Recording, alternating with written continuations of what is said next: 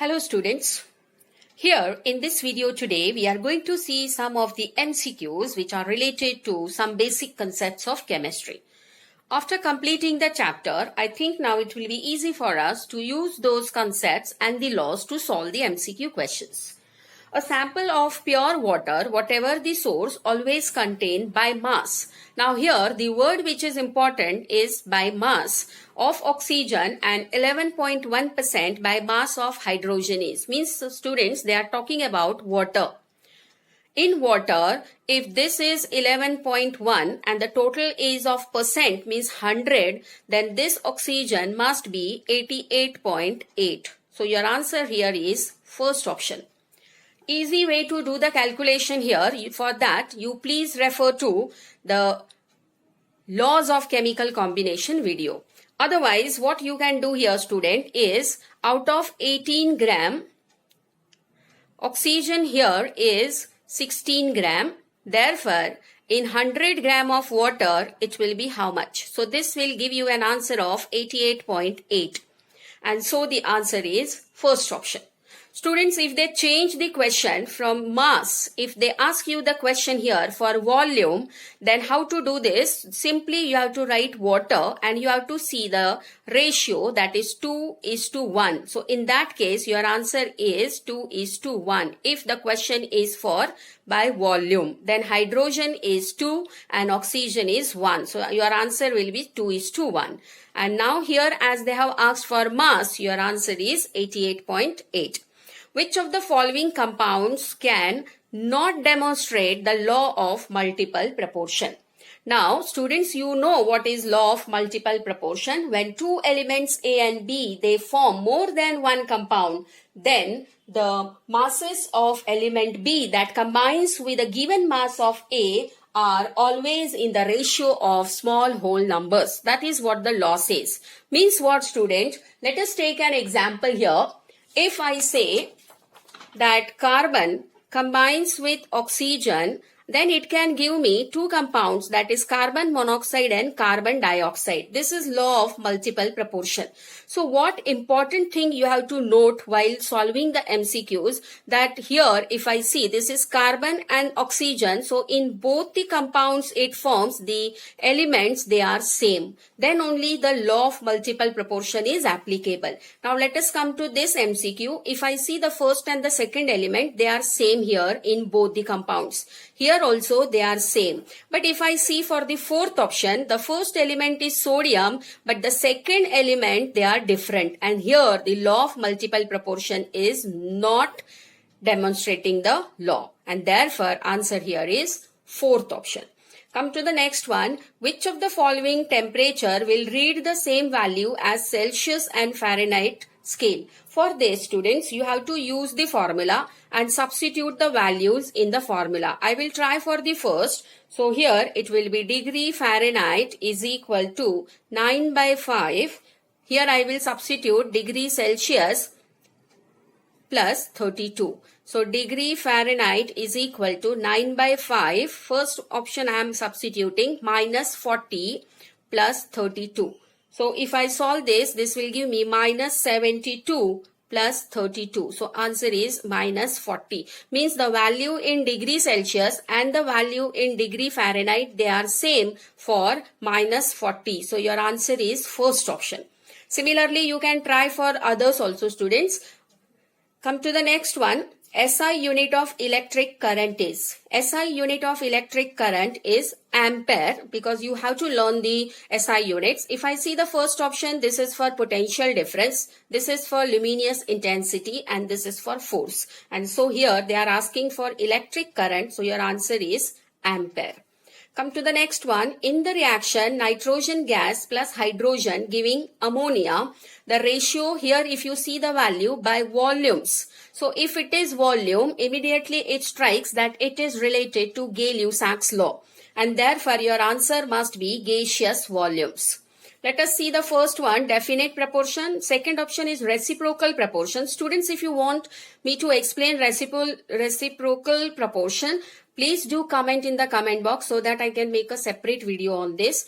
here what is applicable is only Gay-Lussac's law of gaseous volume, because all the reactants and products, they are having a definite ratio to each other in terms of volumes. That is 1 volume is to 3 volume is to 2 volume. Come to the next one. Which of the following has maximum number of molecules? Now to solve this, how to do this, student? So let us see this. If I say which of the following has maximum number of molecules, so molecules 2, here they have given the values in gram, means it is mass. So what will be the standard equation, student? Let us go for this one. So first nitrogen, molar mass of nitrogen is 28 gram, right student? So if I take the number of moles, or you can go directly for the equation through the molar mass. So 28 gram. Now let us calculate the number of moles. Here the given mass is 7. So number of moles will be 7 upon 28 means 1 upon 4 means 0.25. Similarly for hydrogen, it is 2 gram given here. Molar mass is 2 gram. So number of moles is 2 upon 2, that is 1 mole. Similarly for oxygen, they have given oxygen is 32 grams. So number of moles will be 8 divided by 32. Again it is 1/4, so 0.25. Let us see the next one, that is NO2. So that is equal to, mass of this is 46 gram. So number of moles is equal to 20 upon 46. So this will nearly come to 0.44. Now students, you have to make one standard equation. 1 mole of any gas must contain Avogadro number of molecules. Therefore, let us go for the first calculation of nitrogen. So for 0.25 mole, it will be how much?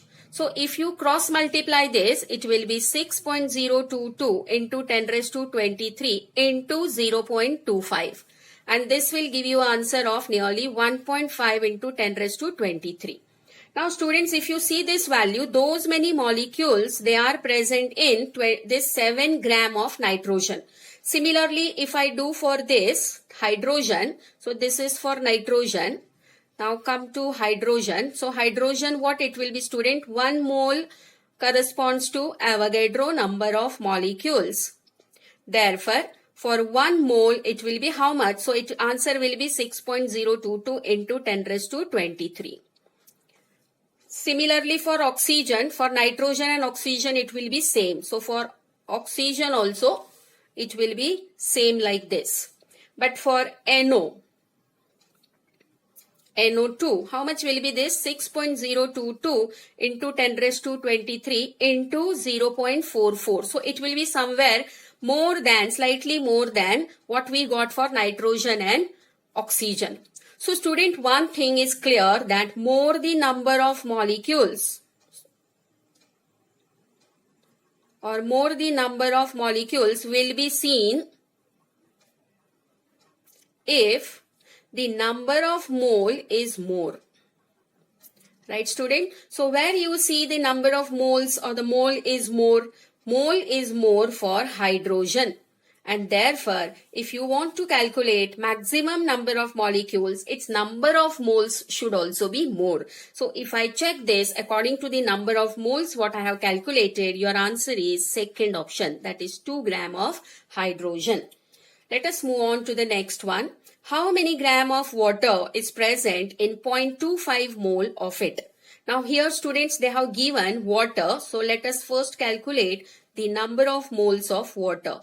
What is the molar mass of water? Is 18 gram. Right students, how you do this? H2O, so it will be 1 into 2 plus 1 into 16. So it will be 2 plus 16, that is 18 gram. So molar mass of water is 18 gram. Now they are asking about the number of moles I have to calculate. So when I take 18 gram, what I mean that I am making 1 mole of water. So for 0.25 mole, it will be how many gram? So simply multiply this 18 into 0.25. So it will come to 4.5. So your answer here is first option. Now students, when you are doing this type of calculations, see the shortcut method without doing any calculation. So I am trying that here, the shortcut method. If I see the mole here, initially it is 1, now it has become 0.25, means it has become 1/4. So if this side has become 1/4, means what you did, student? You divide this by 4 and so you got this. So same you can do here, divide this also by 4, then your answer is 4.5. So no need to go for this calculation. You can use similar tricks for other problems also. Come to the next question, the number of molecules in. So now they are giving the relation between molecules and this cm cube means volume. So now your standard equation will be molecules is to volume. You know, students, that the standard number of molecules 6.022 into 10 raised to 23 molecules must occupy a volume of 22.4 dm cube or 22400 cm cube.